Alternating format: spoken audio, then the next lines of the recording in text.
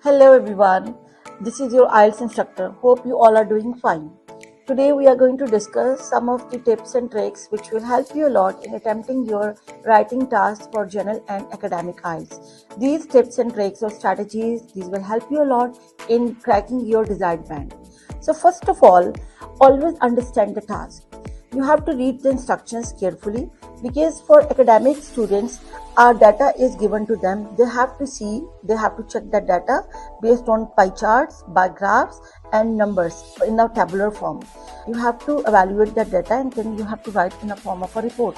You are not going to add up your own opinion. Whereas on the other hand, for the students of general IELTS writing task 1, they are supposed to write a letter. Letter can be a formal, informal or semi-formal. Then it is based on a real life situation. You have to write on that real life situation, like you have gone through to that situation physically. So students, don't ignore the instructions, read the instructions carefully. Moving on, then plan before you write. You have to plan, you have to write, or you have to draft an outline before you actually start writing on your task.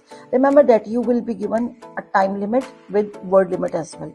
The word limit for both IELTS general and academic task is 150 words and time limit is only 20 minutes. So you cannot waste any of your minute. You have to plan every minute. You can spare 2 minutes for drafting. Thirdly, focus on clear sentence structure and coherence. Use clear paragraphs, linking verbs and correct sentence structure so the examiner can follow your ideas and mark it easily. Next, pay attention to vocabulary and grammar.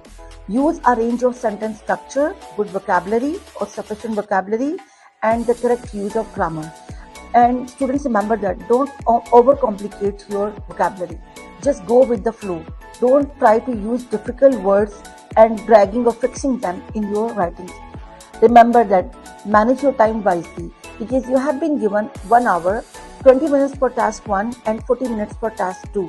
So you are not supposed to waste even a single minute. You have to plan wisely and always save some time to review your work for errors.